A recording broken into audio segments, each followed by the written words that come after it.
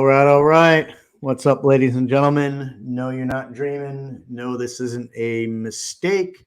This is the Overtime Sports Show coming to you live on a Wednesday for the first time. Had a little bit of a scheduling conflict yesterday. We did not want to deprive all of our faithful listeners and watchers. And we are here on a Wednesday to talk sports with you for the next hour, hour and a half or so. Appreciate you guys tuning into us as always. My name is Greg Gross, my co-host Dan O'Brien. We start every single show with a famous hat reveal.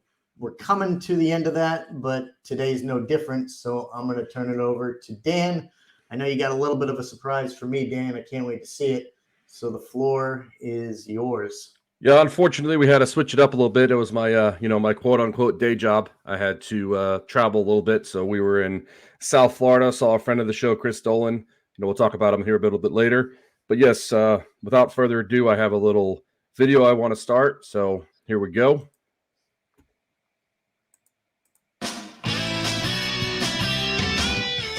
Baseball's never been hotter with the Jacksonville Suns. Baseball's never been better. The Suns are better than ever.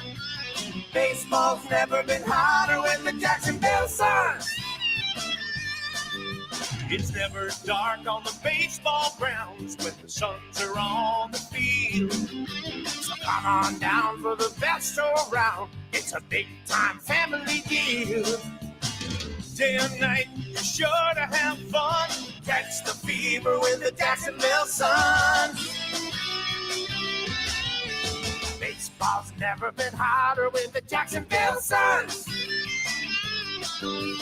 Baseball's never been better. The Suns are better than ever. Baseball's never been hotter with the Jacksonville Suns. Wow. So a little bit of background with that. So let me start with something. I'm going to start with one hat that I did about episode 4, and then I got a brand new hat about this episode. So give me 1 second.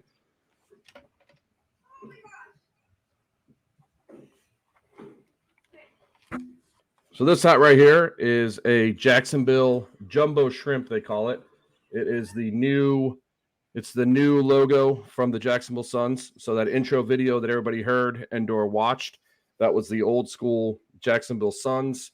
It was a little info commercial. They played on all the local radio shows, and their old logo was the Jacksonville Suns. But now it's the Jacksonville Jumbo Shrimp, and it's a AAA team for the Florida Marlins.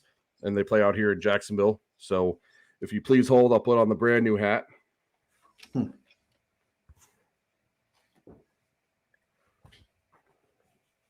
Okay.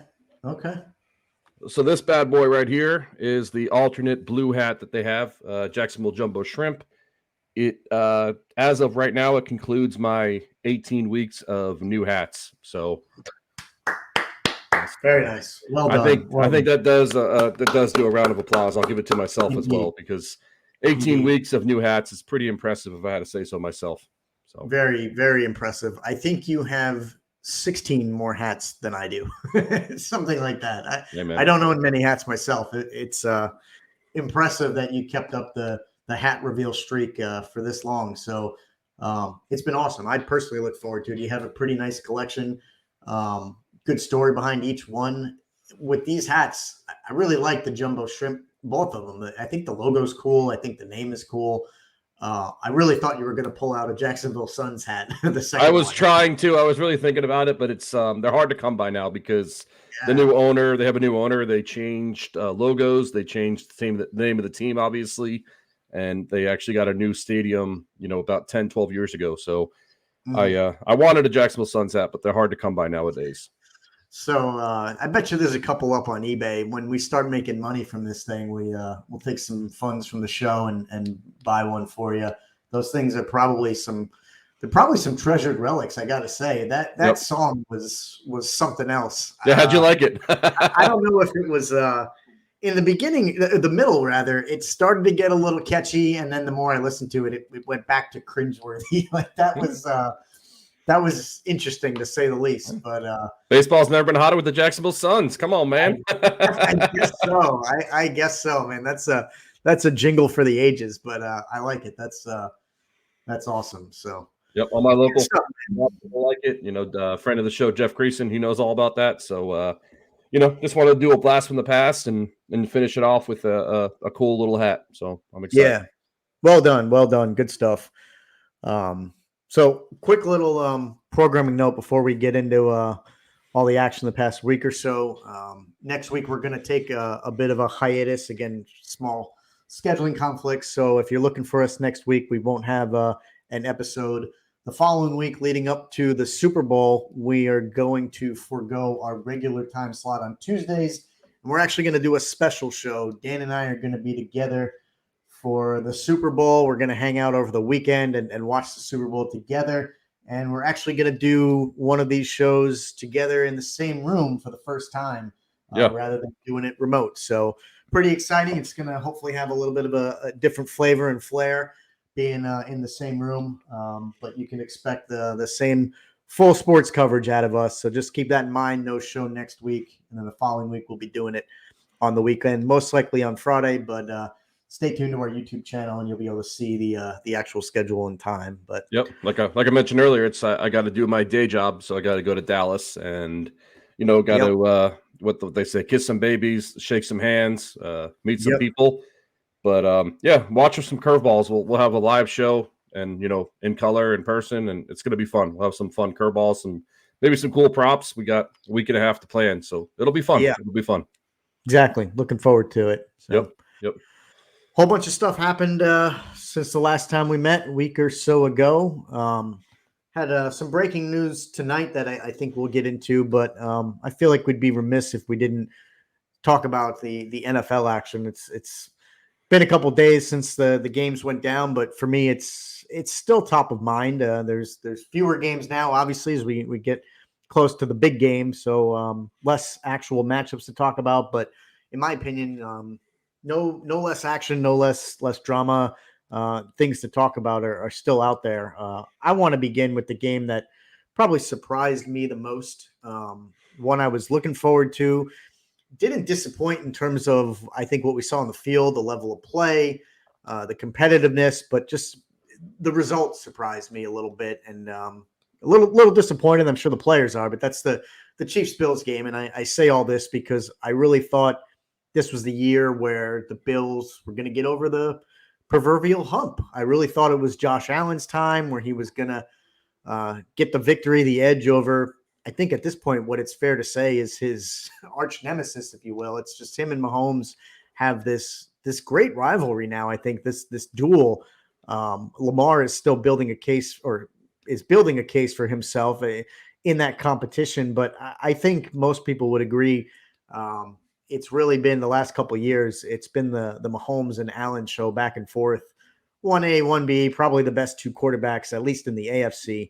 And it was a great game that we all tuned into, I think. I was just really, really surprised at the result. I know Bills Mafia is got to be just crushed. It's going to live with them all off season until next August, September. We start this thing all over again, and maybe they get their hearts crushed. It just seems like they get their hearts crushed over and over and over again. And they're such a devoted fan base. So my heart really goes out to Bills fans this week.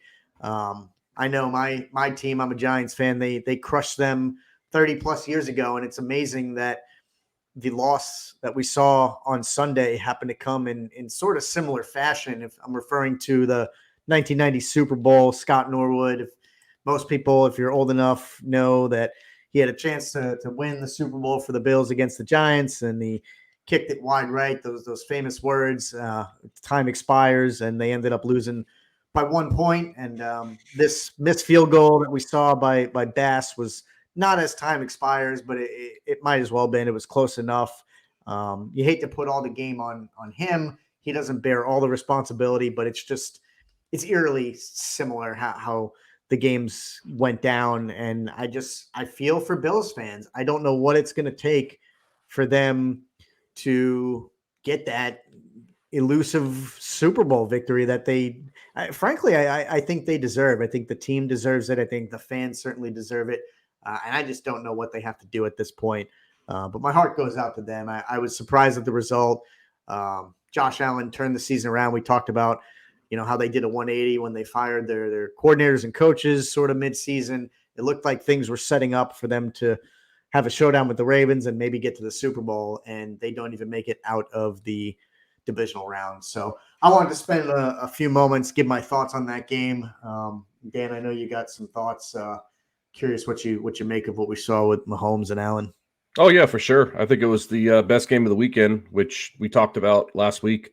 And I remember we'll talk about the bracket that we did, but I had the Chiefs going all the way to the championship game against the Ravens. So I was behind them 100%. I knew, they've been topic of conversation all 18 episodes long. We talked about where the Chiefs at, where the Chiefs been, where they're going, and I always said that they were gonna back it up, and experience is experience is experience. When we made our picks, those are my 3 words. So touching on that, just really, really interesting. But like you said, I don't know when they're going to be able to pop the hump. The Bills, they have a great team. They got Josh Allen. They have a really good defense. They have a good offense.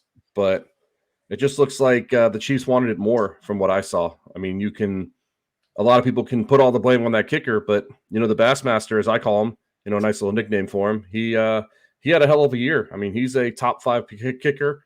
And listening to the New Heights podcast earlier today, as I always mentioned to him, I mean, the wind was rocking.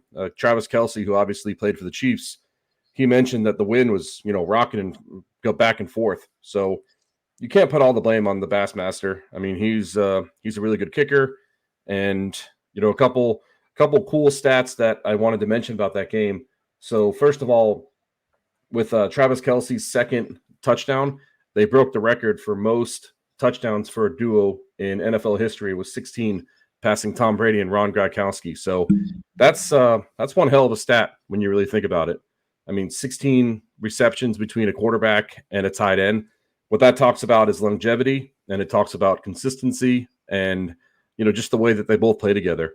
And it's very, very impressive. And another stat too, that Patrick Mahomes has made the NFL championship game, the AFC championship game, every single year since he's been a starter. I want to say it's 6 straight years. So that's 6. A pretty impressive stat. Yep. Yeah, it really is. Yeah. Touch on a couple things you mentioned. Like it is crazy the success that Mahomes has had to start his career. 6 for 6. It's not been a walk in the park. It's not like he's not had to go up against adversity. There was talk about how this was his first road game, I think, other than the Super Bowl in the playoffs. And clearly it didn't really seem to bother him. We know he can play in the cold weather. It gets just as cold in Kansas City this time of year as it does anywhere else. So, it's really, really impressive the way he started his career. And, as you mentioned, he's still young. And Kelsey's not necessarily a spring chicken. I wouldn't consider him over the hill either. At this point, he's probably what you consider just a veteran at this point. And despite the fact that Mahomes is still somewhat young, I would say, and got a lot of football ahead of him, he's already passing and beating guys that are considered the greatest of all time. I think it's sort of indisputable at this point. Most people consider Brady the greatest. And even when it comes to tight end, I was thinking about this past weekend with Gronk. He retired maybe a few years earlier than he necessarily had to for various reasons, but even some people are considering him the greatest tight end ever. I mean, who else are you thinking of? Tony Gonzalez. I'm thinking of some guys going back to like the late 90s, and their names are obviously escaping me now. But there was Antonio Gates. Antonio Gates was one. Yep. Actually, he wasn't one of the ones I was thinking of. But there's been a few up there. But already Kelsey's in that conversation too, and he's still got a few years left. So I think, really, in my opinion, it's incredibly impressive how these guys are breaking records from the greatest, and they still got some years ahead of them, I think. Yeah, exactly. I think Kelsey is 2 years younger than us. I don't want to say he's 34. So, tight end is a hard position, but still, I mean, him and Mahomes, they can go for, 3-4 more years and breaking more records. I just thought that was really impressive. And another stat that I pulled up when you were talking about Josh Allen versus the Chiefs, the crazy stat that I just pulled up is they're actually 3-3 against each other. However, Josh Allen is 3-1 in the regular season, but 0-2 in the playoffs. So I don't know if Mahomes is the new arch nemesis of Josh Allen, but kind of an interesting stat when you really think about it. 3-1 in the regular season and 0-2 in the postseason. So Yeah. it could be, remember back in the day, it was Brady and Peyton Manning. I mean, Peyton Manning eventually got the best of Brady, but I want to say Brady had to have been at least 5-0 or 5-1 in the postseason against Peyton Manning back in the day when they were going up against each other. So, I mean, he's got to get against it or he's got to move conferences. I mean, there's who really knows what's going to happen in the future, but it's just an interesting stat how that comes to fruition. Yeah, you're right.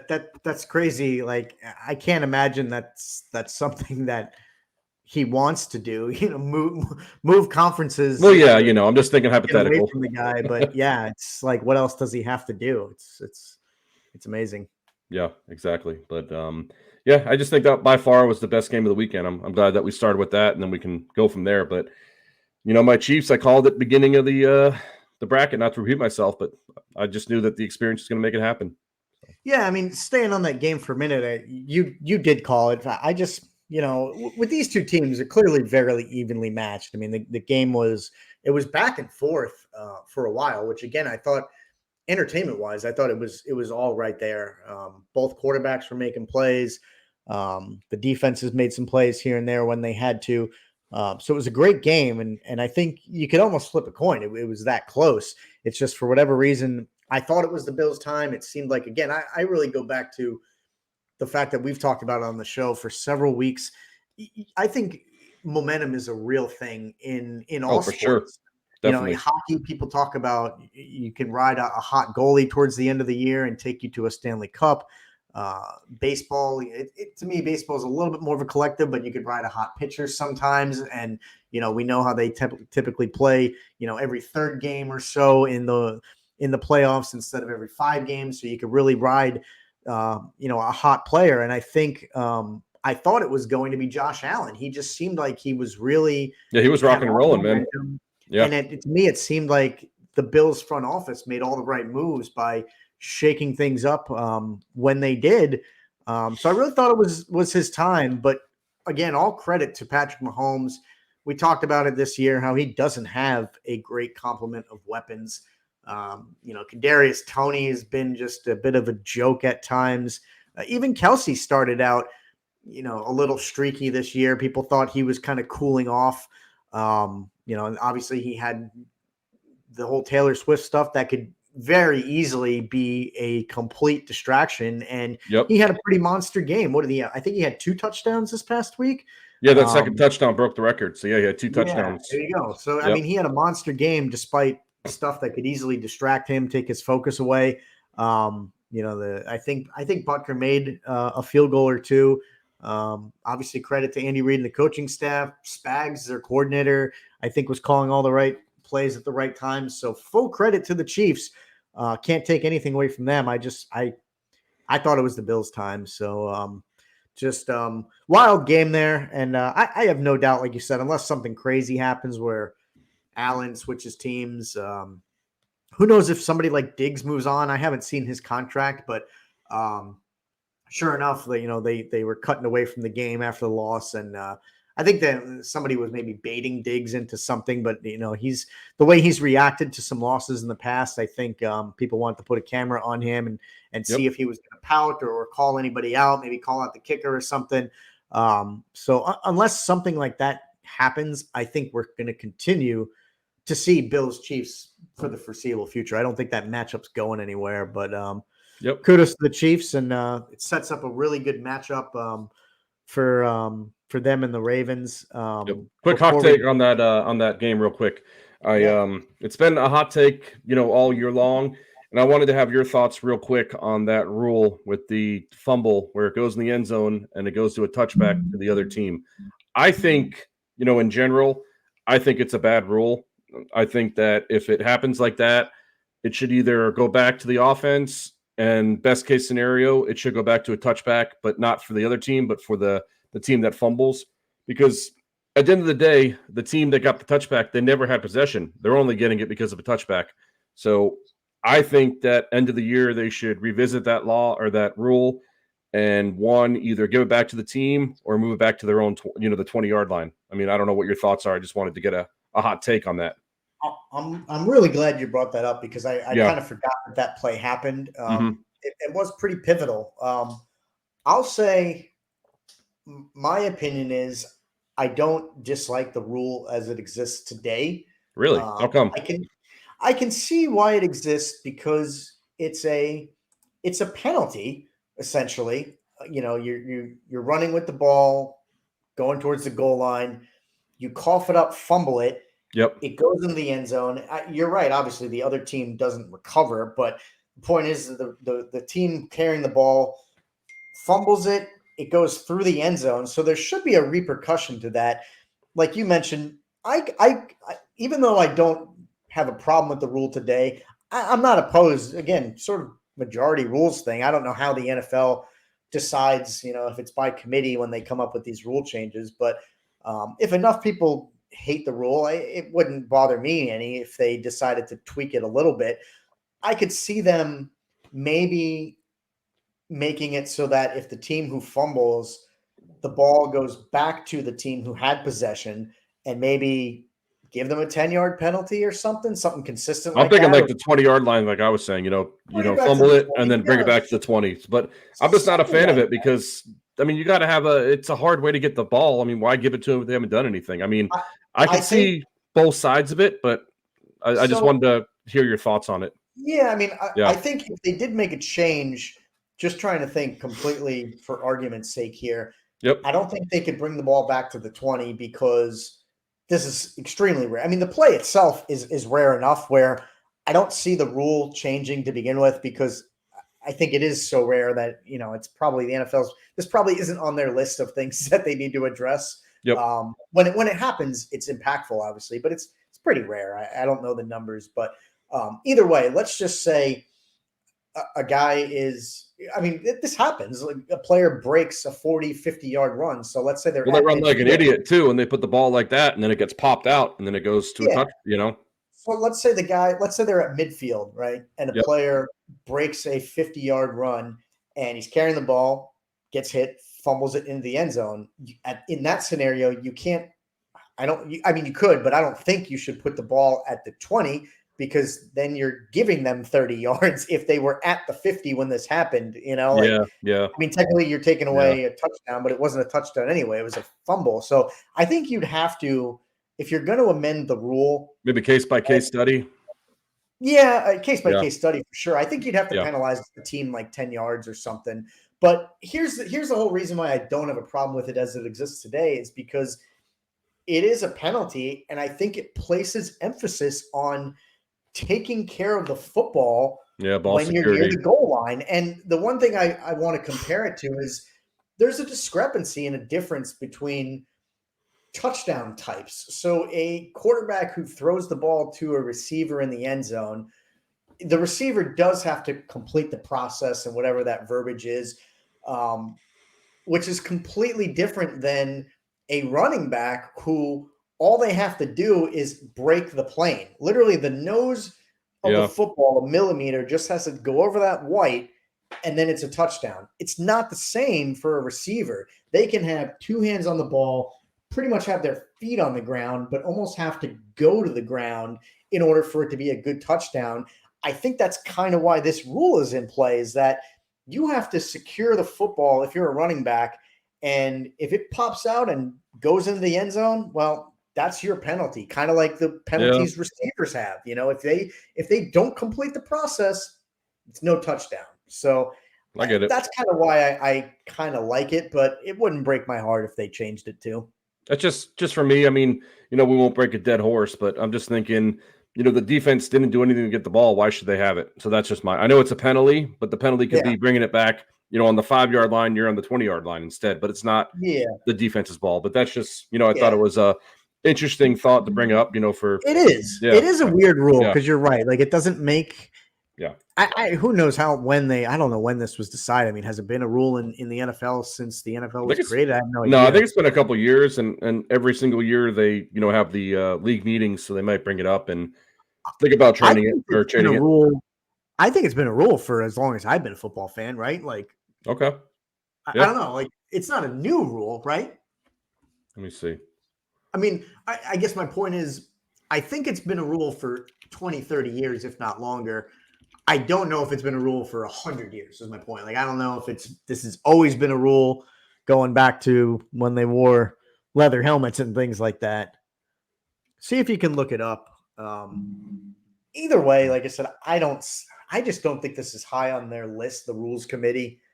I mean, all you got to do is tune in to any post-game show or Twitter feed or something, and you have a laundry list of people complaining about the officials and this type of rule, because of how infrequently I think it happens, probably not up there. But yeah, I can't find like the year, so whatever. We can move on to another game. Yeah. Good. I'm glad you brought it up. It's interesting. I wonder if there's any kind of rules about how many rule changes they can make in a given offseason. Obviously you don't want to completely turn the league upside down. We know that they moved extra points back to the 30-yard line or 35. Yes. If I'm not mistaken. They did that 2-3 years ago. Yes. We know that they moved kickoffs up a little bit, right? Because the kickers used to start from, I think, the 30, and then they moved them back to the 20. No, I'm sorry. They used to start at the 25, and they moved them up to the 30, so that now more kicks end up in touchbacks, I think, something like that. So, and the touchback moved from 20 to 25 a couple of years ago. Remember, it used to be on the 20. Yep. So, they introduced rule changes. You never know. Maybe they will make something like that. But I wanted to go to, before we get to the matchups this coming week with the Ravens Chiefs, I wanted to touch on the Ravens Texans a little bit, because that was just a game where I was pretty wrong. The spread was, I think, 9 or 9.5 in that game, and I didn't really think that the Texans were going to win. Wouldn't have shocked me if they did, but I did expect it to be a close game, and so did I. It really just wasn't. I think the Texans met their match. I think Stroud met his match. He had a phenomenal season. Hats off to him. I think what we saw this week, I don't think it was a flash in the pan or any kind of anomaly. I fully expect him to have another good season. I think he's got a great coaching staff there. If they can keep some weapons around him, maybe acquire some free agents or something, I think they're going places. I talked about it a bit this throughout our journey here on this show, that I have CJ Stroud on my fantasy team. He's probably going to be my keeper if I'm lucky enough. So really, really impressed with his season. But again, I use this phrase a lot. You can't take away from the team that won. You can't take away from anything that the Ravens did, coaching staff. Not a flawless game, but pretty close. I mean, there was a lot of questions from people about, hey, is CJ Stroud leading this dynamic offense that will be too potent for the Ravens, especially with the Ravens having a week off? People thought, we talked about momentum just, a few minutes ago. Was that going to hurt the Ravens having a break? But it didn't. If anything, it gave them an opportunity to get a little more healthy. Mark Andrews was not back for that game, but there's talk that he might be back this coming week, I think. And the Ravens just, they played a really good game, and I think towards the second half, they really started to pull away, and you could just see that CJ Stroud and company, I think they gave it all they had, but they were just no match for the Ravens. They are just too good. They're too deep. That defense is too ferocious, and they took care of business. So that was a game that was a little more surprising and not as close as I thought it was going to be. Yeah, I mean, at the end of the day, technically it was 34-3 because their only touchdown, remember, was a punt return. So they, the Ravens, you mentioned it probably 4 or 5 weeks ago. You called it as the MVP. He's playing like an MVP. He's finally showing up in the playoffs as he hasn't in the past. And that defense, you hit it right on the top. Ferocious. I mean, they're coming at all angles. Raekwon Smith, Javion Clowney, my boy Kyle Hamilton, Notre Dame alumni. They're they're rocking and rolling. So it's going to be a very interesting game this week with the Chiefs. I think we'll talk on it towards the end of the show, but they might have the upper hand just because they're home. They play good at home. That crowd was loud. I don't know if you watched that game live, but that crowd was loud, man. They were ready to rock and roll. They want to see the Ravens do well. I mean, number 1 seed.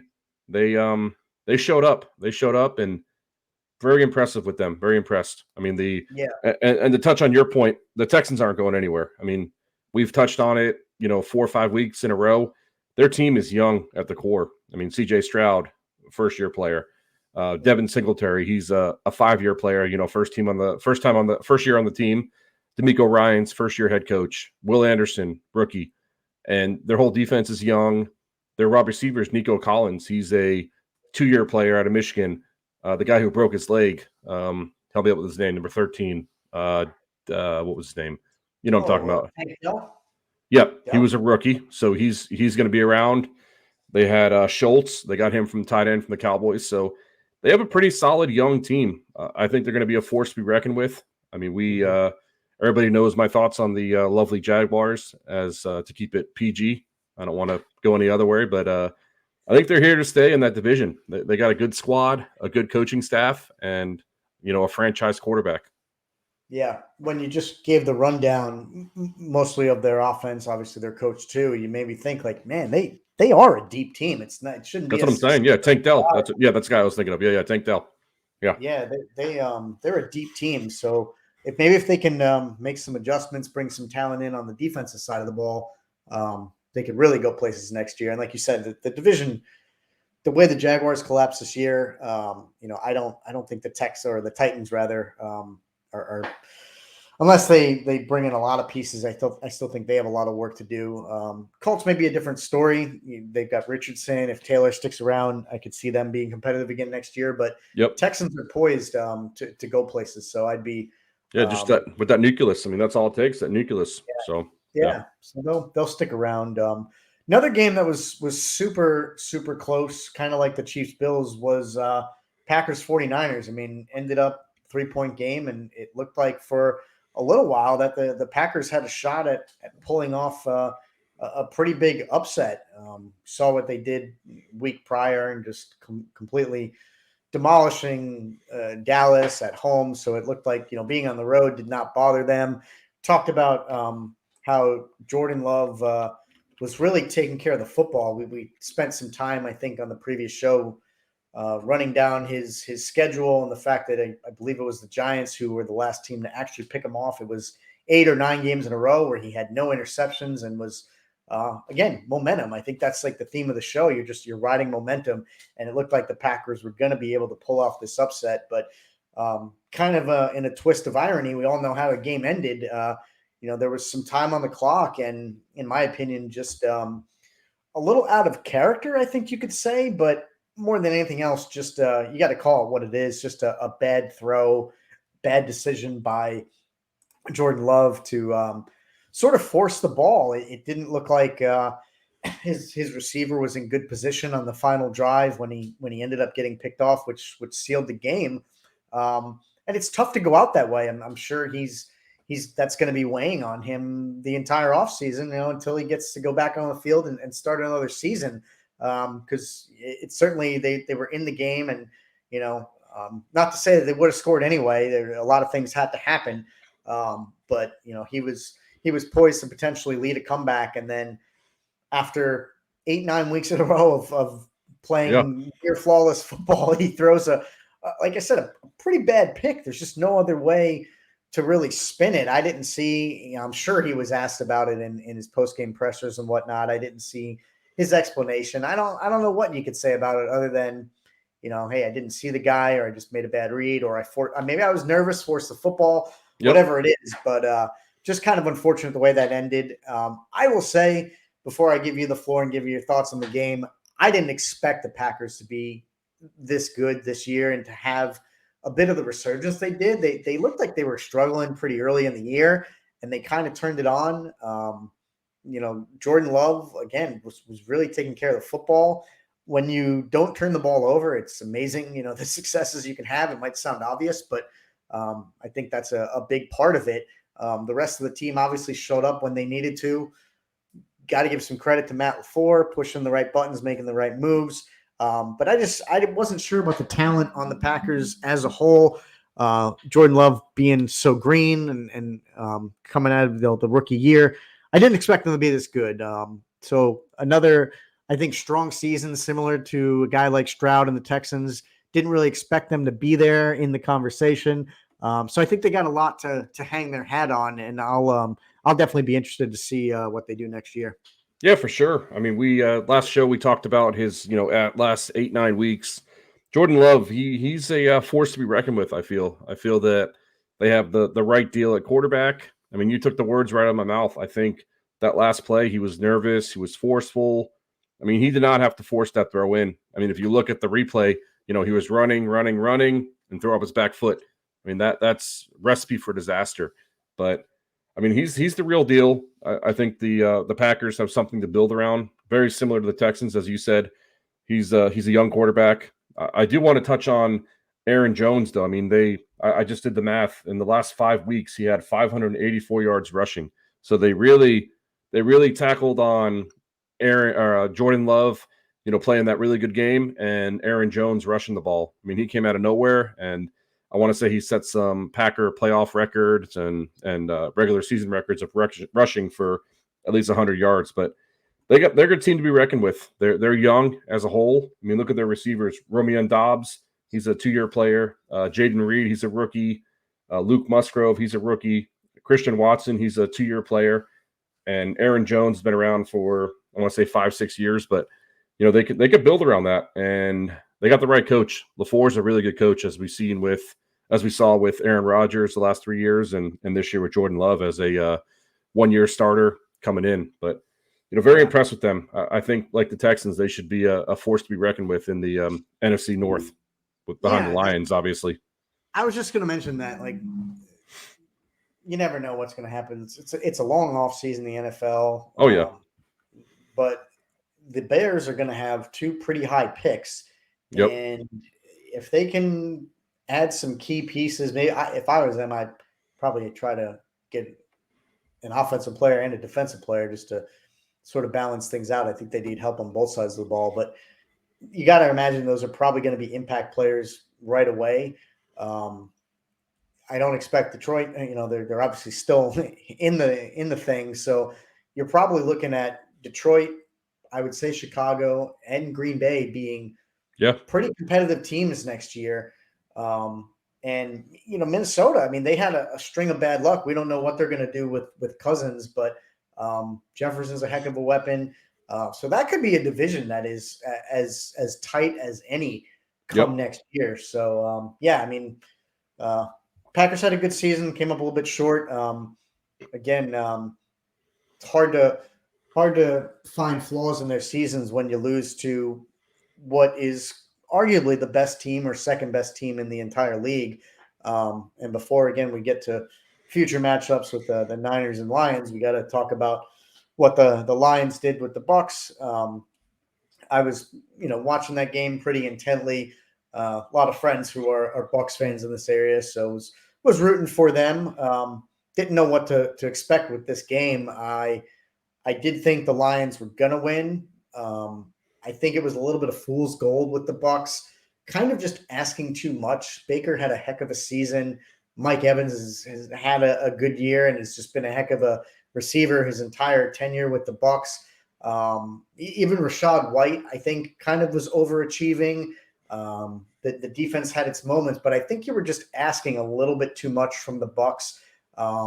Talking to some of my close friends who are diehard Bucs fans, they had very little expectations for the Bucs. Some even wanted them to just outright lose so that they could get a high pick and really try to find their next quote unquote franchise quarterback, because I think there was a lot of questions as to whether that was Baker or even Trask. So I think the Bucs in a lot of ways overachieved, and I think what we saw the week prior, as much as it was the Bucs playing well, you got to give them a little credit. I think it was just the Eagles were that bad. I really do. The Eagles are just a gigantic mess of a team. So in a ways that probably did the Bucs a bit of a disservice. It might have been a little bit better if they were playing a team that was actually in form and not in complete disarray. It might have gotten them in a little bit better shape and prepared to play a team like the Lions, who, in my opinion, are just very well balanced. They're one of those teams, we talk about it. They got playmakers on offense, playmakers on defense. They got a head coach that just seems like one of those player coaches, because he was a player. So for sure. they're just a well-rounded team, and I think it was just too much for the Bucs to overcome. I kind of wanted your thoughts on this, and it's something that we could probably get too lost in the weeds on, but I figured I'd bring it up because it's that never-ending debate when it's appropriate to go for two, when it's not.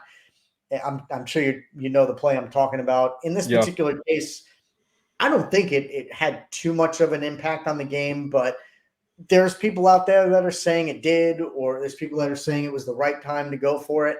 I don't think in this situation it ended up having too much of an impact, but just on the situation itself, I'm kind of curious where you come out. I think I've been on record saying between the two, I think there's a place for both analytics and the quote unquote eye test. I'm more of I guess you could say, traditional guy. I'm not one of those, get off my lawn kind of guys, stare at the clouds kind of thing. I definitely see a place for analytics and I pay attention to them. But at the end of the day, I'm not going to ignore what I see right in front of me. I'm also going to trust my own instincts and my judgment. And with that said, I just think teams and coaches go for two way too often and way too early. That's just my opinion. And, again, it's that endless debate. We could probably go on forever. I want your thoughts.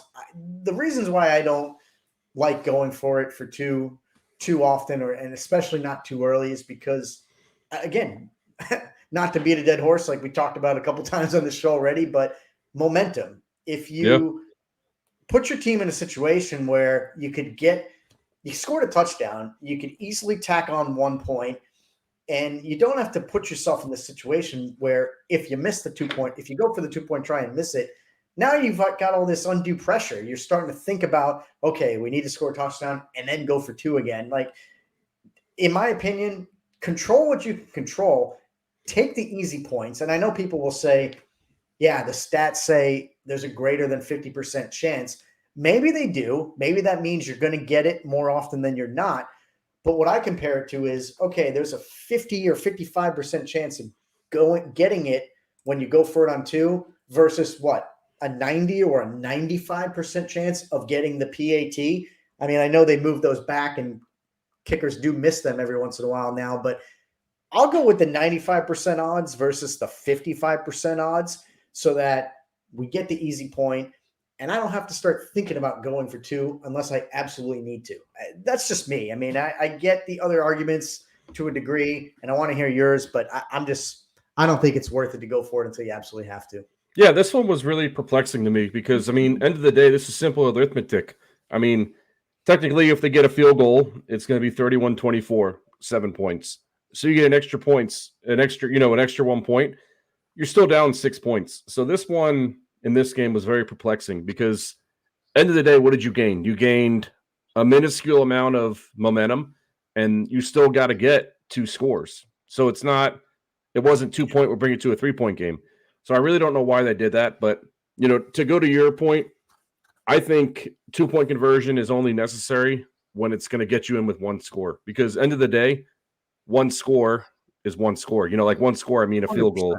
1 score, I mean a field goal because a touchdown is a lot harder than a field goal because you only need, 50, 40 yards instead of 100 yards. So, you're absolutely right. Like, in that situation, I could see if it's going to make it from a 2-score game to a 1-score game, of course, you go for it. Yeah. But you made me think about something where I wanted to go with this is I've heard some people make the argument where you go for two the first time around so that if you get it, you win. You can, you have a chance to essentially win the game next time around. I hear that point. It's not that it's not true because it is, of course, but you still have the same opportunity. Oh, I know. I'm with you 100%. Do it on the reverse side because if you kick the PAT and get the 7, if you go downfield for another touchdown like you'd have to do anyway, you can kick the field goal again or the PAT to tie the game or go for 2 that time and win it. You still have that choice. You're just saving it till the end when there's still going to be pressure, but there's less pressure, and you're not putting yourself in this situation where you have to go for it. It just, I don't get it. It's very mind-boggling. I mean, Anybody can, we could have a whole freaking 3 shows on this, but I think one would be a beneficial 2-point conversion would be bringing it to a 3-point game. And 2, what the Lions did, 3 weeks ago, 2-point conversion to win the game when it's down, 21, bless you, when it's down 21-20 and you go to 2-point conversion, win the game. But in this case with the Buccaneers, I mean, what beneficial at the end of the day, what was that beneficial of? Yeah. Obviously, you still got to score 2 scores.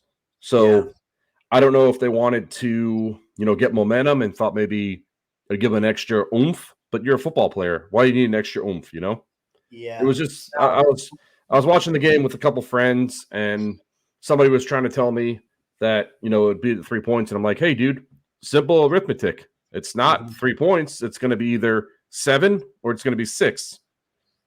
So, yeah, exactly. Weird timing. I'm with you. Yeah, I'm with you 100%. I think we're in lockstep on that issue. Oh, but, for sure. Either one, win the game, or 2, bring it to a field goal. Those are the only 2 necessary options for a 2-point conversion in my book. Yeah. I'm curious before we get off that game. Me being pretty close to the Tampa market, like I said, I got a bunch of friends who root for the Bucks, and I pay pretty close attention. I root for them if the Giants aren't around and whatnot. And I'm just kind of curious this offseason. I believe Evans' contract is up, and there's speculation whether or not he ends up somewhere else. I don't see how you can't give that guy everything he asks for. And I don't know, I'm not privy to the Bucks cap situation and whatnot, but I feel like if you're the GM and the owner that you sort of have to move mountains for that type of guy. By all accounts, I've met the guy in passing. I attended some of the Bucks. I have too. I got pictures with him. I met him. He's a very nice guy. Seems like a great guy. Never in trouble. Never has a bad thing to say about anybody. And is a gamer. I mean, setting records, most consecutive seasons, I think, with 1,000 yards, whatnot. As good as Godwin is, and there's certainly got a couple other guys. I think I forget his name now, but there was a speedy receiver, young guy who was out there this past weekend. I'm sure they could try to replace him, but that's some big shoes to fill. I think you got to do everything you can to re-sign him. And I wanted your thoughts. Do you think he is still in the red and pewter next year, or do you think he's somewhere else? No, I think he's gone. And the reason why I say this is, I mean, he's gone balls to the wall for the Buccaneers franchise. I mean, you just touched on it. He's been in the league since 2014. Every single year, he's got 1,000 yards receiving. I mean, he is a stand-up guy, as you said, as I said. I met him, you met him. I've taken pictures with him. I mean, he goes out of the way to be a stand-up guy in the community, a stand-up guy individually. And for him to be disrespected by the Buccaneers, and I don't mean to, that's a strong word to say, but I think just to be disrespected, I mean, they were talking about it before the year started. He wanted a contract extension, and they pretty much told him, nonchalantly to haul ass. And I think Mike Evans, as we saw, he had 140 yards receiving this past Sunday. I think he leaves. I think he wants a clean slate, unfortunately, and I don't think he's going to come back. I think somebody is going to blow his socks off, give him, a 3 or 4 year deal with a lot of guaranteed money. I'm looking at his stats right now. Back in 2016, I want to say. Hold on, I just had his contract. Give me 1 second. So he signed a contract, and it was kind of a slap in the face. He signed 2018. It was a 5-year deal for $82.5 million with $55 million guaranteed. I mean, $55 million is nothing to squat over, but I mean that's a lot of money back then. But I mean, with him putting up 1,000 yards and setting records, they should have made him a lifelong Buccaneer. I mean, he's been a staple in everything that they've done. So I think that he's going to take that, very, very quietly, as we know, because he's a great dude. He's going to take it very quietly and kind of take that as disrespect. And that's just my thoughts. I think he's going to leave, honestly, to tell you the truth. Yeah, I would say there's a fairly high probability. It's almost the flip of a coin. Because I said, who knows if they can really afford it. Don't know what that's going to look like if they try to, bring on other guys in other positions or whatnot. It's just he's going to bring a lot. If he does end up somewhere else, he could be the piece that puts a team over the top. Honestly, somebody. For sure. A team that's looking for that impact wide receiver out there. He's been in the league a while, but he's really, in my opinion, he's not really showing No, not at all. signs of decline. He's as good as ever. So, Yeah. yeah, interesting. I think we're trying to stick our shows to a certain time frame soon. We're not quite yet at a point where we're gonna shrink it down to a specific amount of time, but we're trying. I think before we take a break, and obviously we're gonna go to our beer segment, I think maybe we can touch on our brackets real quick, and then after the break in our beer segment, we can probably talk a little hockey. We want to talk some coaches. And then obviously we'll go to predictions and some upcoming matchups before we end the show. But I'm glad you got the brackets up here. Yep. I not really in the conversation anymore. I've been really just had such a disastrous start in the wild card round. I guess the one saving grace for me is that I do still have my winner alive. I had 49ers winning the whole thing. But even at that, I think if I got the winner right, I think there's still someone above me that would probably win. So I don't even think I'm in the conversation to win anymore. But you're having a pretty good outing so far. Yep. Some others. So yeah. So I was talking with a friend of the show, Chris Dolan, who we had on, I think episode 3 or 4, and he told me if the Lions win, this weekend, I have a really good chance of making it happen because I have the Baltimore versus the Lions in the Super Bowl. And we could pull up Chris Dolan's bracket real quick. So he has the Ravens versus the 49ers, and I think your dad has the same.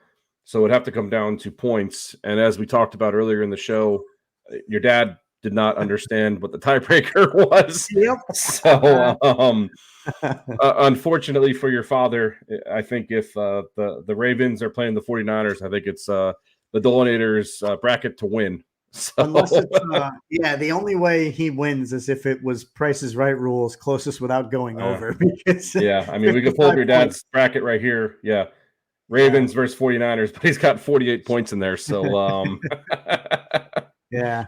So technically, if the Lions win on Sunday, I think I win the bracket, and if the Ravens and the 49ers win, then it'll be the Dolanator. So it's going to be interesting because I don't think anybody else has. Let's see.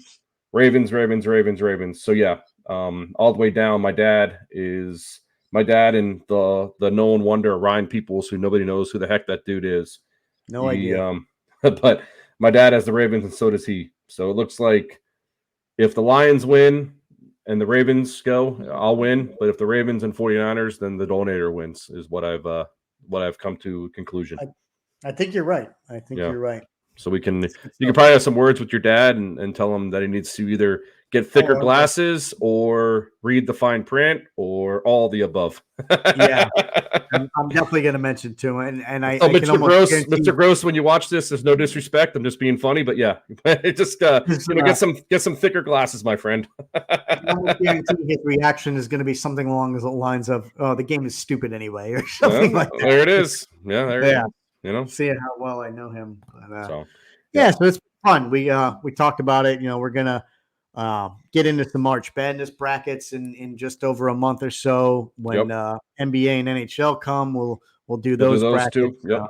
Pretty much a bracket for any occasion, any sport. So yeah, it's all good. And once we make it big time, when we start making some money out of it, maybe we'll even offer up some prizes and whatnot. So yeah, I've gotten good feedback on these. A lot of people enjoy it. I mean, like I said, I was with Chris last night, and he was speaking with it, and he enjoyed it. My dad enjoys it. I'm sure your dad enjoys it. I know, Jeff Creason, friend of the show, enjoys it. My brother enjoys it. So, more to come on that. But it's fun. It's fun to reach out to our fans and kind of do it together. So we appreciate it. And I like it even when I suck when I'm in last. So it is what it is. But one of the guys got to hold it up. So I'll hold it up. Co-host EOB. So there you go. Good job. Yep. Nice. So and then we're getting thirsty, man. This is a very exciting one for you. It is. Yeah. I got one and a little bit of I guess color to add, but we'll take a short break. Stick with us, and when we come back, we'll get to our beer reviews. So yeah, buddy. Show back in a few.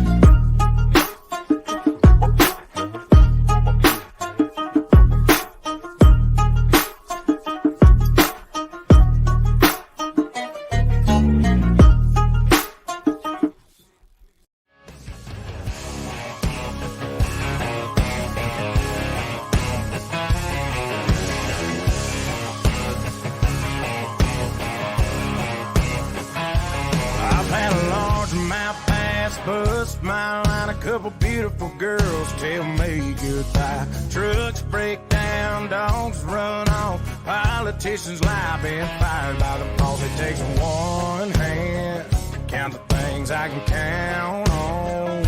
No, there ain't much man that ain't ever let me down. Long neck, ice cold beer never broke my heart. Like diamond rings and football teams have torn this boy apart. Like a neon dream, it just don't know me. The bars in this guitar and long neck, ice cold beer never broke my heart. Yeah, buddy. Beer 30. Here we go. Yeah, this is a monumental one for you too. So I don't know if you want to lead off and tell everybody why it's monumental, but it's very monumental. Yeah, it is a little bit monumental. I'm just excited more than anything else. I began Monday of this week. I began my fourth week in a row doing dry January. No alcohol to start the year. I was doing it for a lot of different reasons. Mostly trying to take advantage of some of the health benefits. I do feel good. My wallet's a little bit fuller. It's not been the easiest. Love having some brews and some drinks, some cocktails when I'm watching sports. Love to have a little bit of a wine when I'm making dinner. So it's been a little tough, but if I'm being honest, it's not been the hardest thing either. Just a little bit of willpower, changing up the diet. It's a lot of great drinks out there nowadays you can substitute beer and alcohol for. So pretty proud of myself, been able to good job. We'll give you a round of applause. Appreciate it. Yep. I do also appreciate people like yourself, people in my life, who have supported me. Because it's easy to get tempted. I'll be honest. Like I said, it's not that I haven't wanted one, and in fact, I'm going to continue it for a couple more days. Actually, Saturday will be literally 4 weeks, one month. A lot of people go the entire month of January. For me, it's close enough. It's 4 weeks to the day on Saturday, so I'm going to break it then. Actually, Gasparilla here in Tampa is on Saturday. I was thinking about going, and it's almost like a ritual and a rite of passage where you have to drink. I think there's probably more drinks consumed in Tampa on that day than there is the entire year combined. Yeah, we went about 3 years in a row, so we know all about that. We've gone many a time, yeah.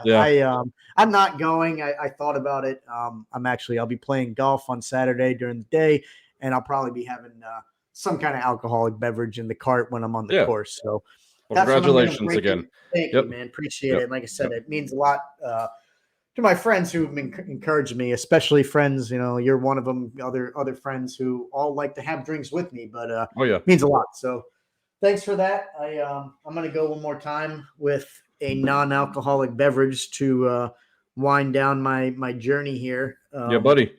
Last week I did Budweiser. Budweiser. Check out something that was sort of relatable to people because they sell it in pretty much any grocery store, liquor store, whatnot. This is probably a little bit more off the beaten path, but I'll be honest with you. I think when I was in Publix doing some grocery shopping last week, I was in the beer aisle, not for beer. That's the chip and snack aisle too, I think. So I was in the aisle, and I could have sworn I saw a guy reach for this. The label looked the same. I didn't even know that they sold this in grocery stores, but I'm pretty sure he reached for this. I wanted to ask him if he had it before and what he thought of it, but I wasn't quite positive that it was this beer, so I didn't ask him. But I'm going to show you the name, and maybe you've seen it, maybe you've heard of it, maybe you haven't. I have no idea, but this is called Kloss Tower, I guess. Kloss Taylor. Yes, I've heard of that.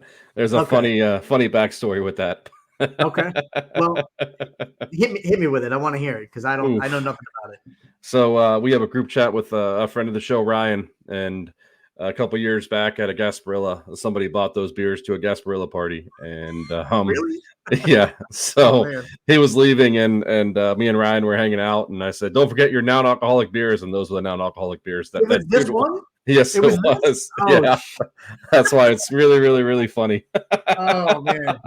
I did not know that. Well, Ryan's a loyal Really, listener. really, I really know funny. the joke you're referring to, but I had no idea it was this year. So, Yep. oh, man. That's Okay. classic. Well, that is good stuff. I'll tell you why I picked it, though. It's a German beer, and it says IPA on it. So I have no idea what a non-alcoholic IPA beer tastes like, but we're gonna find out. So Good luck. This one is not like the Heineken 0.0. It's not like the Budweiser 0.0.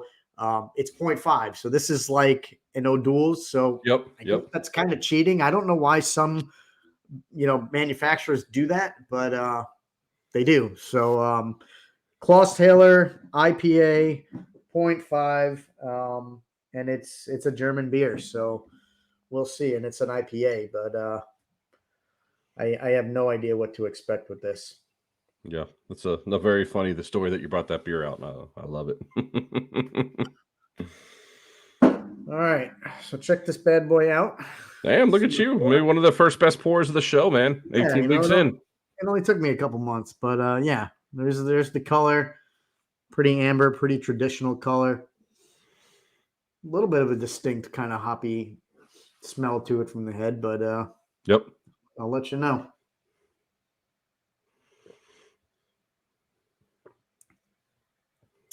It's an IPA, all right. I'm very interested in how they do it because when they're IPAs, the hops like eat the sugar to make alcohol. So I don't know how they make IPAs that are not alcoholic because very interesting. Yeah. Very interesting. Let me very peculiar.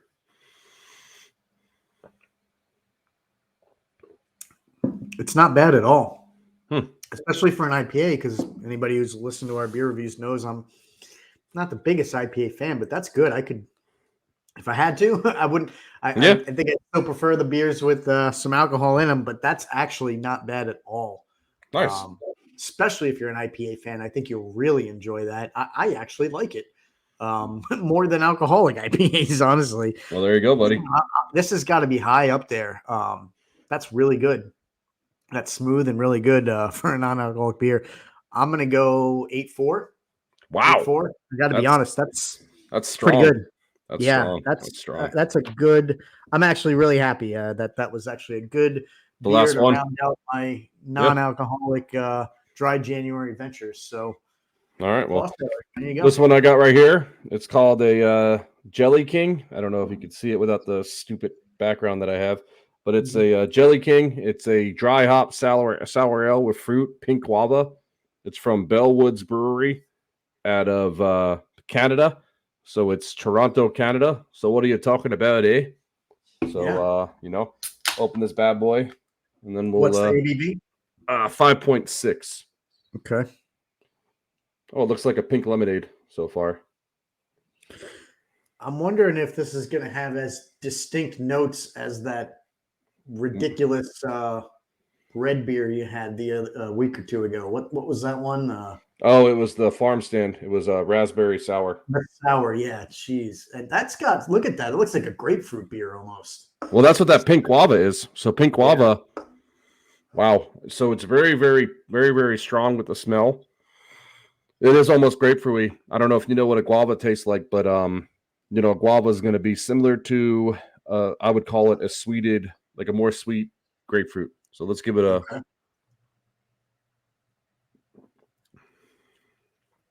holy hell, that's good. Yeah. Holy hell. So as you know, I've told you before, the only food that I don't like is grapefruit. And all right, ham. Okay. This is like a grapefruit with sugar in it. So it's a sweetened grapefruit and it tastes delicious. Wow. That is really good. 8.4 as well. That is delicious. Nice. Okay. 8.4s. That is good. That's a good beer. That's could be a repeat customer. I want to try that just for the color alone. Like the appearance is Hmm? super cool looking. The can art was cool. Yeah. Check the can out again. It's like it's really cool. It's got different kind of shapes and stuff. Yeah. So not to give too much away about our special episode we're gonna have in a week and a half, but we were talking about trying multiple beers and trying different kind of flavors. So not to give it away a little bit, but that might be a thing we can do. We'll go to Total Wine and figure it out. We're going to make something like that happen. So if you're a fan of our beer review segment, make sure you tune into the show the week of Super Bowl, probably Friday evening. So yeah, we're going to get into town. It'll be fun. It's going to be fun for us. So let's hit it. Cheers. Cheers, brother. Oh, man, that's good. That's tasty. Yeah, that's mine. I mean, pretty happy with it overall. That's good stuff. Yeah, very good stuff. So I think we can spend a little bit of time. Obviously, we talked about we're trying to condense our shows down a little bit. But we do want to get to some stuff. We really didn't get to too much the past episode or so. It's really been dominated by football action for obvious reasons. Take just a switching gears to hockey for a moment. I wanted to just, I think we have to mention, be doing them a disservice if we didn't. Your boys, you've been following them for a while. The Edmonton Oilers, I'm looking at it now, 14-game winning streak. And that's on top of the winning streak that they had a month or two ago that was snapped by the Lightning, and then there was one or two losses in between. But I mean, if not for that getting snapped, they would have shattered the all-time NHL record, which is 17 games. I want to say it's the 92 Penguins, maybe 93. One of those early 90s years when their teams were so good with Yager, Lemieux, Francis, Samuelson, all those guys. That's the record, and the Oilers are within 3 games of it, which is just amazing because if you think back to the beginning of this season, the Oilers were a train wreck. They sent their goaltender down to the minors. Of course, his name's escaping me now, but they kind of gave him the pink slip, and people were wondering why. They were staring up in the standings at everyone, and I got a correction on your stat too, but keep going. Okay. They were looking up at nearly everybody. Connor McDavid was hurt for a little bit, came back, still was not playing as well as he has dominated the league in the last several years, but they've just turned it around. Like, they're firing on all cylinders. I don't know exactly what they've done different, but 14 games is 14 games. They don't play tonight, but they're within striking distance of the all-time consecutive win record, which is 17. So, I mean, was it you? I guess so. You saw them live, and this kind of all started to happen. They did. I mean, it might be. They should pay me. They should be paying you. They should give a donation to this podcast. Is what they should do. Well, at a minimum, what they need to do is throw you a hat. I mean, throw you a couple hats. We talked about that. I believe when they had that first winning streak going on, if they hit 10, I was going to get a hat, and then I think if they hit 14 or 15, you were going to buy the alternate jersey. Yeah, which is pretty crazy thinking about that now, because that was the streak earlier. Yeah. I can't believe they're doing it again. I didn't make the bet again, and I don't really want to at this point. But, I know. Oh man, like I'm sort of halfway tempted. Ugh. Yeah. I'll think about it. Not to bust balls or anything, but you did say 17 games was the record, but didn't you say the Oilers, or who'd you say had it?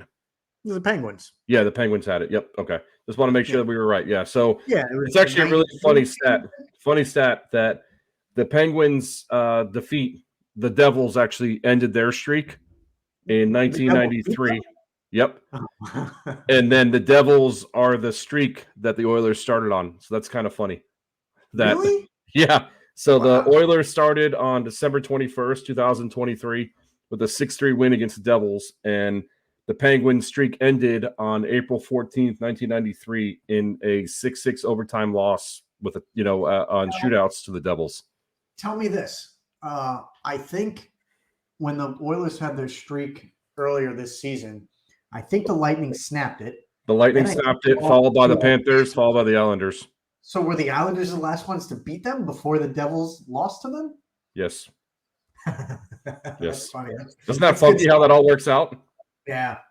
Yeah. So Very my fun. team was the last team, was the first team they beat on the streak, and your boys were the last ones to actually have beaten them, Yep. which was over a month ago. That's wild.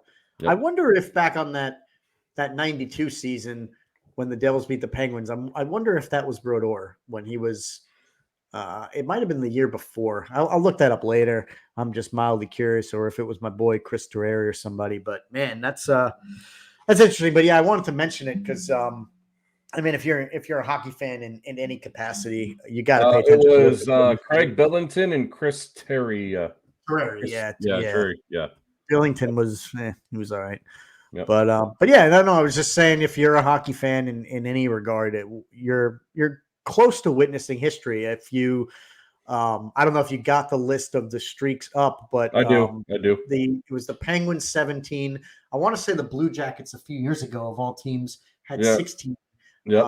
Someone else had 15, and I think there was also another team that would be tied with the Oilers at 14. But that's really it. I mean, they're up there with the top 3, 4, best teams in the regular season streak-wise of all time.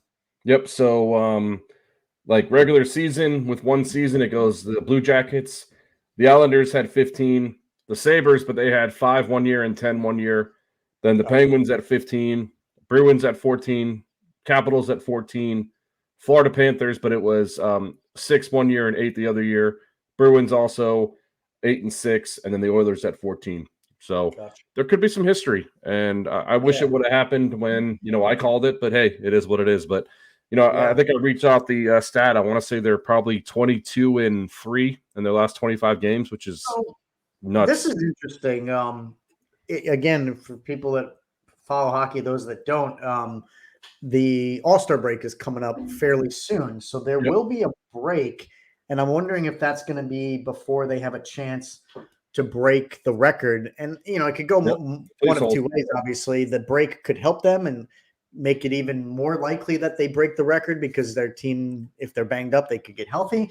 Or maybe that long layoff makes them completely rusty or something and they lose their mojo. All right, so help me out here. Give me when's I'll see it on the schedule, but when is the All-Star break? All-Star break begins the end of the month. So I believe. Okay, so they're at 14 right now. They play the Blackhawks tomorrow. Yep. Then they play the Predators on the 27th. Then they're off 28, 29, 30, 31. And the so their next game is February 6th against the Vegas Knights. That would be what? 16? So it would be 15, 16. So 17th would be the game after the All-Star break against Vegas to tie it. Wow. And then is that game home or away? It is at Vegas. And then this is really funny. So if they wanted to break the record, it's actually February 9th is actually the tentative date for our in-person show. So we could be watching history that night on February 9th. Yeah. So 17 would be to tie it. That's right, against Vegas. So you're right. To win it would be the 9th, which would possibly be our in-person show if everything works out. And we could be watching. It's a 10 o'clock game, so we'll probably be on the air when we against Anaheim. And it's on the road.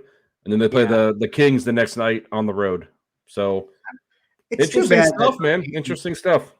It is. It's too bad those games aren't home because, I mean, a streak like that would be awesome to break in front of your home crowd. But, honestly, I fully expect if they do break it, the Ducks, classiest organization as any. They got a good fan base out there. They won a cup years ago. I'm sure that they would do the right thing and give the team a standing O. I mean, you never want to be the team to lose against a team that sets a record like that. But I think you got to acknowledge it. I know I would. I mean, it's not something you're going to see. I mean, that the Penguins record's been standing for 32 years. So, but we'll see. We got a couple games and it'd be interesting. I mean, that would be fun watching it live. That would be fun.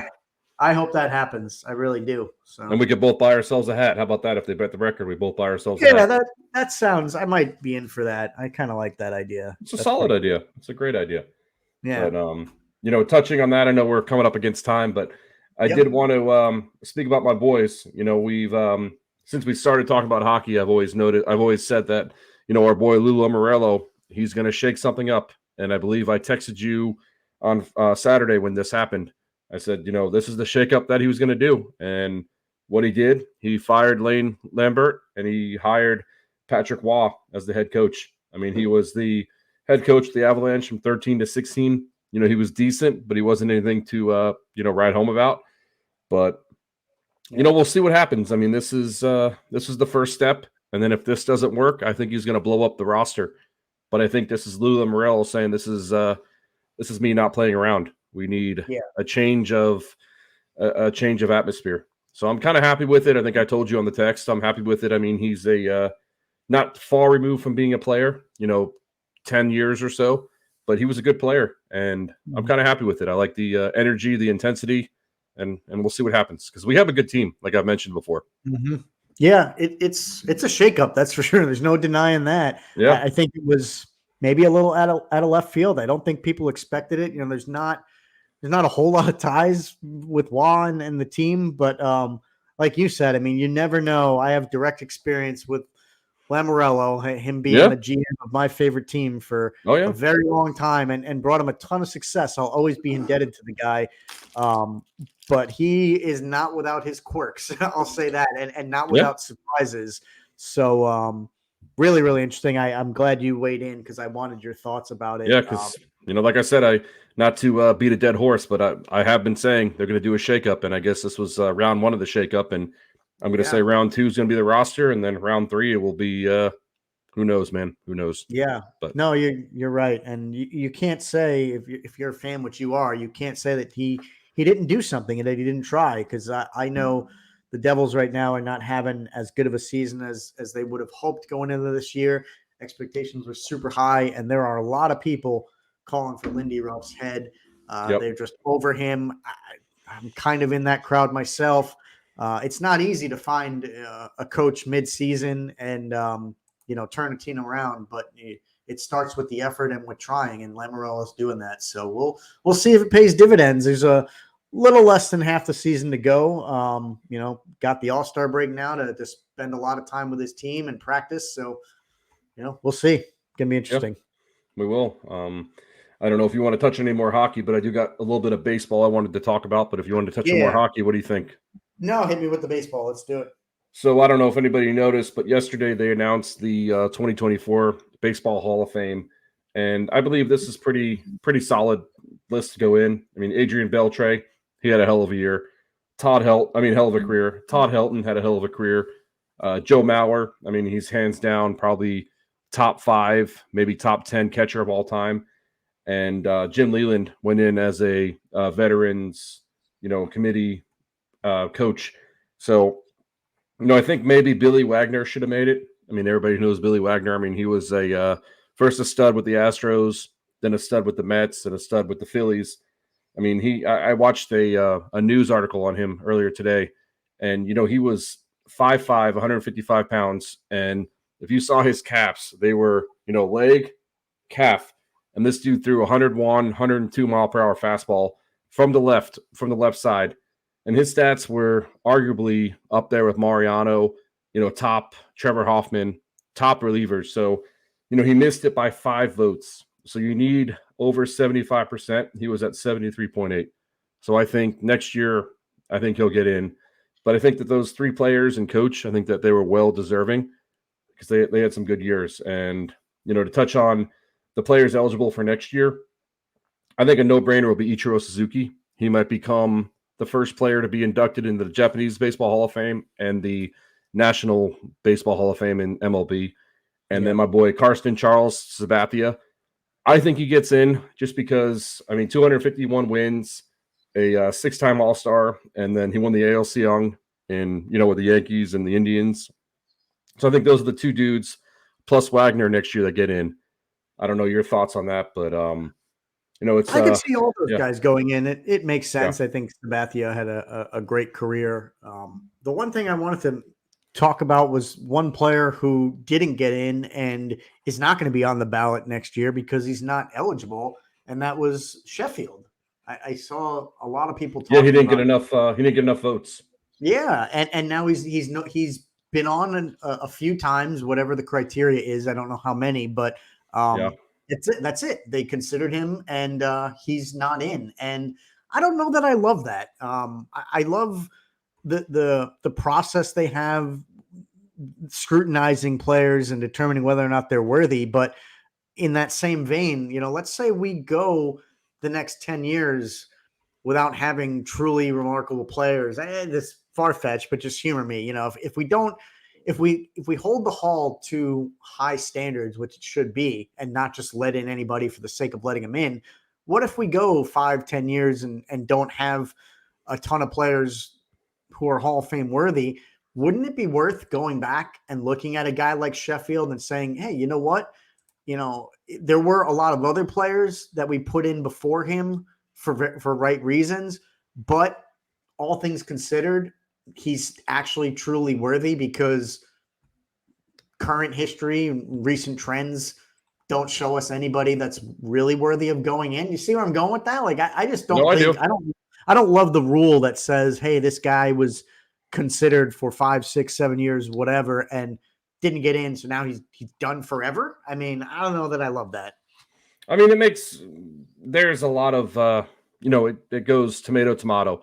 I mean, I understand why. I mean, you have to be worthy of getting voted in. And the poor reason for Gary Sheffield is, he got in the allegations of steroids. And we've been seeing, guys, Barry Bonds, Alex Rodriguez, Jason Giambi, Mark McGuire. If you get just a small little touch of steroids, you're not going in the Hall of Fame, which, that's a debate amongst debates for shows upon shows. But I mean, it sucks. I mean, he had a really, really good career. I'm looking at his stats right now. 509 home runs, 2,600 hits, a 292 batting average, and 9-time All-Star, World Series championship at 97. I mean, I loved him. I mean, this is just me because I love his batting stance. That's really cool. You could talk about, a friend of the show, Jeff Greason. We would always create a player in the baseball games on MVP Baseball or All-Star Baseball, and everybody wants that stats. I mean, that's to do that with your stance and be able to have 500 home runs. Yeah, I wish he would have gotten the criteria to stay on the ballot because I think he's worthy. I mean, there's no concrete evidence that he took steroids. It's just that he was linked to steroids, and it just sucks because I enjoyed watching him. I mean, he was a prototypical 5-tool player in his prime, as we talked about when we talked about with Chip. So yeah, that's why I wanted to bring it up because it's a prototypical 5-tool player. It just sucks. Yeah, 100%.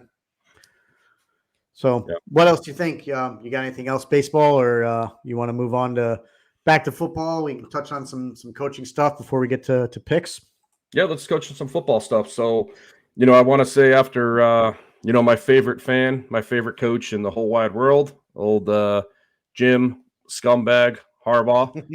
I talked about his cheating ways. I talked about how he was gonna, after the championship, he was gonna leave, and you were like, I don't think it's gonna happen. And lo and behold, the breaking news tonight, he went to Los Angeles Chargers, and maybe it's good. And like I said, I just think with his comment when he said that he wanted to finally sit at the big boy table, his brother, we talked about brotherly competition. His brother has Super Bowl championship. He wants Super Bowl championship. So, I think it's good for the Chargers. I mean, they have a good young team. They still got Herbert, and, we'll see what happens. But I don't know. I definitely called it. I knew he was going to leave because a lot of shit's going to come down. As I said, 2 shows ago, I think ultimately they're going to vacate this championship. I don't want to get back in that subject again, but I think a lot of stuff's going to come down with this guy, doing some crazy, shady stuff.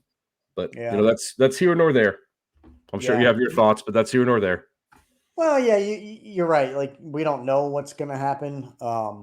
I didn't think he was really going to leave. I thought he'd want to run it back, especially with the news of Saban being gone. I mean, I don't expect that program to just immediately go to crap, but you got to think there's just going to be a natural regression. There's already, I think, been players transferring or whatever and trying to jump ship. So to me, that leaves a huge void. And I don't want to say easy, but a pretty understandable path to a potential repeat for Michigan. But like you said, I get the reasoning for why he wants to go back into the Something's NFL. coming, man. I'm telling you, just think, something's coming. It could be. I just think the NFL is a hard beast. I mean, it chews up coaches. It's unforgiving. And I don't know, for Harbaugh to get over the hump finally, I'm a little surprised. It seemed like he had it good there. But we'll see. You know, he's got some talent to work with in LA. That's another franchise that just, I think, is sort of starved for success, and they just haven't had a ton for quite a while. But and it's not like they haven't had weapons, because, you know, you mentioned it, the tight ends I was trying to think of earlier. You know, they had Gates back in the day.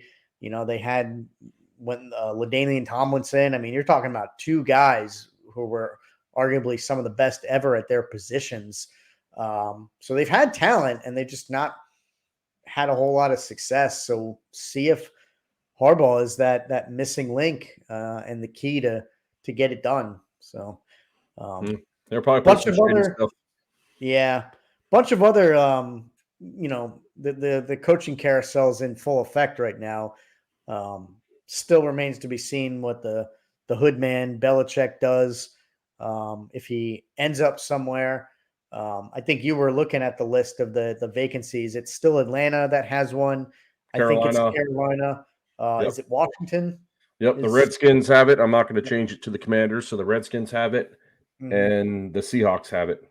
Yeah, so there's a couple out there. I'm not surprised that coaches get the axe at the end of the season, but I mean, I'm a little surprised that it doesn't continue to happen. Because, you know, again, I don't think it's a hasty move. I mean, yes, GMs probably know or what they're doing as the season winds down, but maybe they just need some time to think about it, you know? So does another coach or two get the axe after the Super Bowl or even before the draft? I don't know. I wouldn't put it past anybody, but there's a couple vacancies. Obviously everybody wants to see where Belichick goes.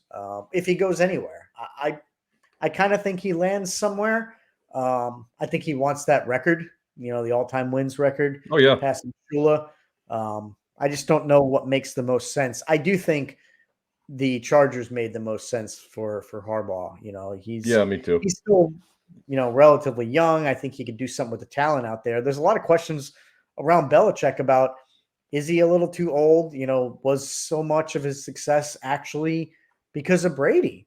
So I think there's a lot of questions left to be answered. And the other valid one, extremely valid in my opinion, is a guy like Belichick is going to want to do things his own way. You know, he's what, 75 years old, something like that. I mean, he ain't listening to a GM or an owner.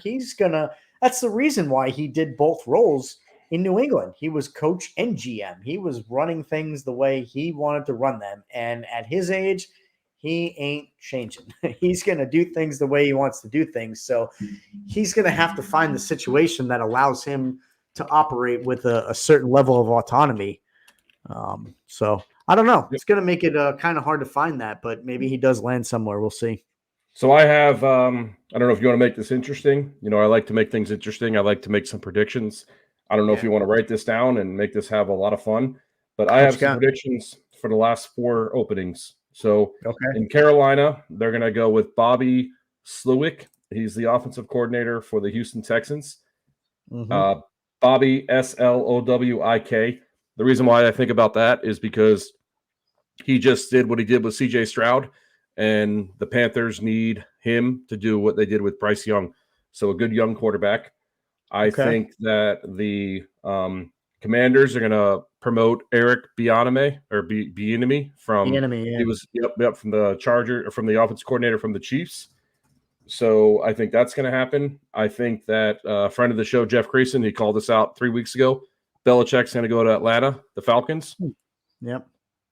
And I think that the Seahawks are going to go with offensive coordinator from the Lions, Ben Johnson. So those are my predictions for the last 4 head coaching openings. I like it. That's bold. I don't know if you have any thoughts or any disagreements or Anything? No, Yeah. I mean, coaches is something where, like I said, that the league chews coaches up, and there, I don't know. There's two distinct ways to look at it. Like in some regard, you have sort of the obvious where you take a hot coordinator who seems like they're on the up and up, and naturally they want to be promoted to head coach, and teams are looking to replace their current head coach that didn't work out with this new offensive genius, defensive genius, or whatever. So they bring on these guys who are climbing through the ranks, and then on the other hand, you have what seems like I said, the carousel of older coaches who just kind of run round and round and round the league. And I'm thinking Denver is a good example. What's his face out there? Peyton, Sean Payton. Yeah, a guy who's been around for a long time, and he took a year off. Took a year off. Yeah, he was maybe done, but he comes right back and gets inserted into Denver's organization. So I don't know what to expect of it. I think you hit some names that sound logical, because like the reasons I mentioned, all eyes are on a guy like Johnson in Detroit.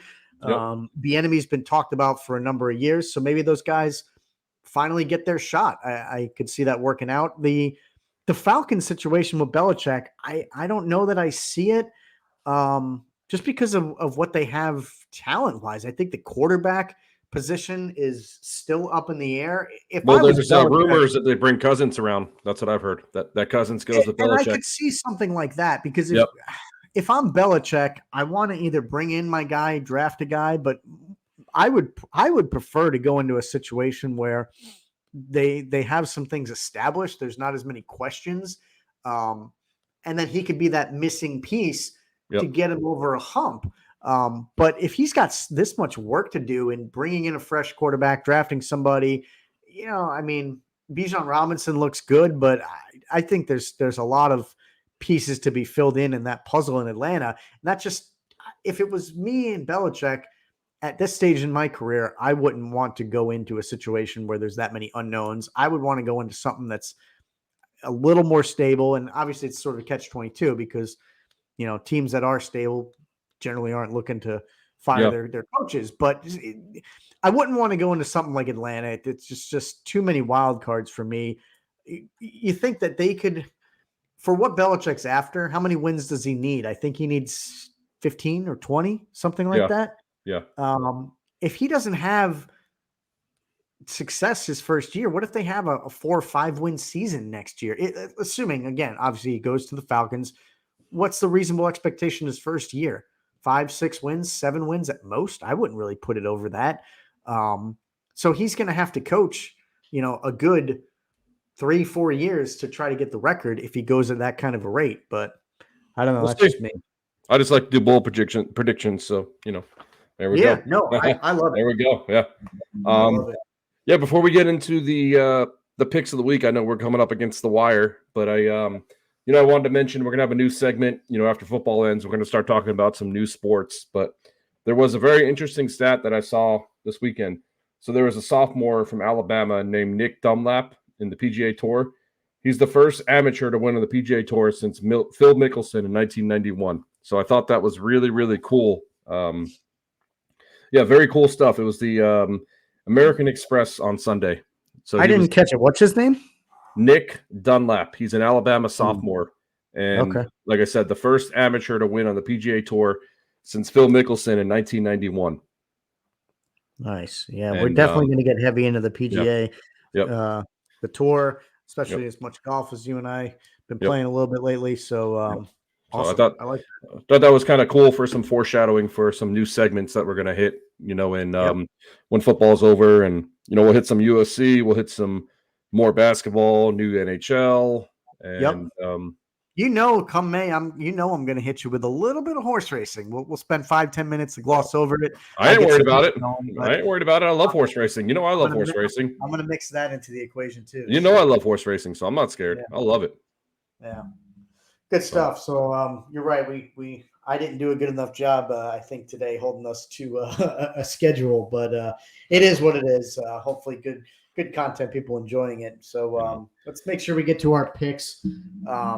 We pretty much, I think, at this point rounded out the year because there's only 2 games left. So We can figure out what we want to do here. Maybe take the over-unders or something like that. But this past week, my lock of the week was the Buffalo game. I actually did like the spread. I thought they were going to win, and I thought they'd win by about a field goal or so. The spread was 2.5.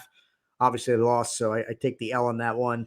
My upset was Green Bay. I didn't think they were going to win, but I liked them to stay within 9.5 is what they were getting, and obviously they were within a field goal, so I got that one right. So I went from 16-14 on the year to 17-15. Not too bad. I'll take it, being a couple games over 500. I mean, pretty average, pretty mediocre. And you were not far behind. You did the same. You went 1-1 this past week. You had Houston as your upset plus 9, and it just wasn't in the cards for them. So you didn't get that one. And your lock was Detroit 6.5, and I think they won by 8 points, something like that. So, 31-23. Yeah. So you went 15-17. So just a couple games under, but we were damn close the entire way. And it was super fun. And like I said, I don't know what we can really do this week. So I say we do dealer's choice. Either I say you take the spread or you take the over under in the 4 games, and you can pick what you want to do. I think that'll be fun. And then, we could do some fun stuff for the Super Bowl. As we mentioned, we'll have that in-person show, so we could do some real fun stuff with that. But I'd say you're ahead of me. I think you pick your dealer's choice, what you want to do. If you want to put over under on both games, or if you want to put spreads, whatever you think. I think that'd be fun. All right. I'll go the Kansas City Ravens game. I will go. Oh boy. The spread I'm looking at 3.5. Is that what you see? Yep.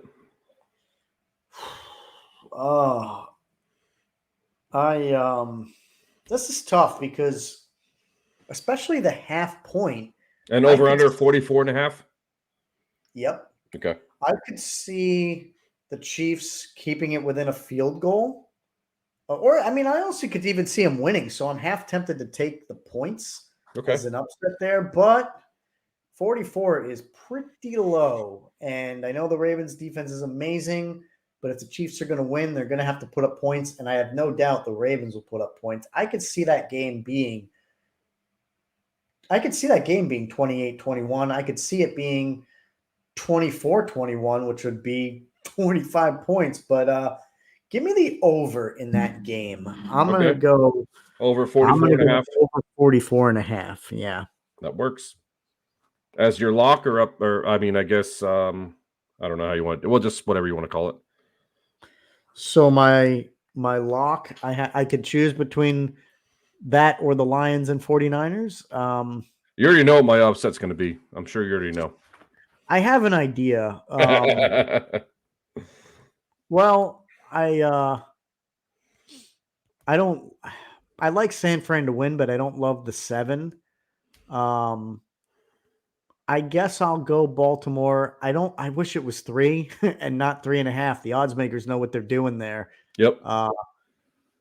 7's just too much. I could see the Lions holding with the Niners. Give me the Ravens 3.5, I guess. Okay. That's my lock. Okay. So I'll start with my upset. You can already just keep writing. Lions plus 7. I'm going to roll with them. Those are my boys. Those are my people.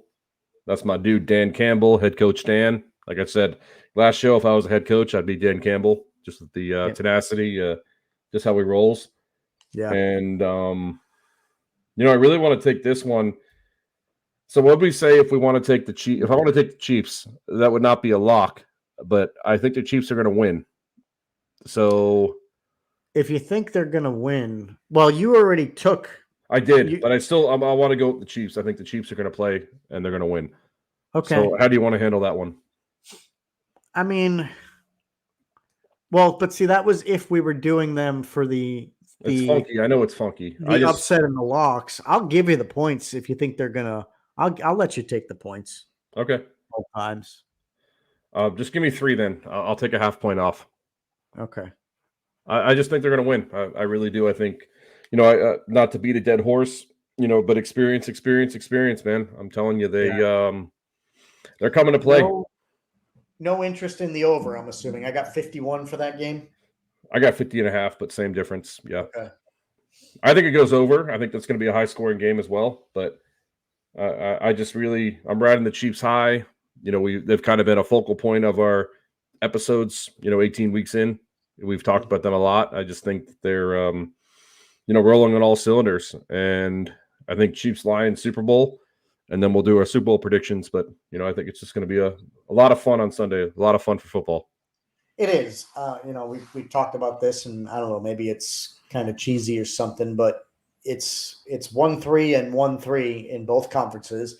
Yep. And you look at the teams. I don't think if you're an honest football fan, maybe you're, a fan of, the Cowboys or the Eagles or somebody, and you're scorned or whatever, and your team got blasted by one of these four that are still around. Regardless of all that, I don't think you could say in good conscience that any of these teams don't deserve to be there, because Exactly. They're all really, really good. The two number ones, San Fran's been there all year, in my opinion. The Ravens, pretty close. San Fran was my pick from before the season started. Ravens look like they're easily in the same conversation, maybe the favorites now. Chiefs, they struggled, but Mahomes is Mahomes, Reed is Reed, Kelsey's Kelsey. That's what I'm saying, man. Knocking off the Bills on that was impressive. Very impressive. It was. And the Lions, I mean, I'll be honest, the Lions, I think, are probably, to me, that's like the feel-good story of the teams that are left. I love it. I think Dan Campbell's a great guy to play for. Again, seems like the players love him. I'm really impressed with St. Brown, who is just an absolute baller out there. He's just super impressive. The two-headed monster, the Gibbs and Montgomery, have done everything you could ask for in a running game. Hutchinson's a good story. Like, he came into the league a couple years ago and was this highly touted rookie at the time, and he seems like he's lived up to the bill. And the guy I really like, going back to my fantasy team, I might keep him and Stroud. I think we get two keepers in our league. I might have to keep Sam Laporta, because he's just been a phenom. I always go back to just the fact that there's not a lot of great tight ends in the league, at least from a consistency standpoint, guys that you consider game changers. Who is it? Kelsey, Kittle. There's just a few. I mean, you could put Laporta in there. You could put Mark Andrews up there. You could put, Kyle Pitts, a couple weeks here and there. Maybe. I wouldn't. Yeah. To me, Pitts still has. I think he needs a couple more years to continue to do that, to put him in that conversation. But either way, you're talking a handful of guys, and Laporta in his first year is really impressive. So I like the Lions. We know how long they've been without a Super Bowl, and even really up until this year, some playoff wins at home and things like that. So that's a feel-good story. I don't have a vested interest, but would I mind if the Lions won? No, not at all. I mean, that would be don't forget cool headline. Don't forget who they signed. They signed my ball Zach Ertz.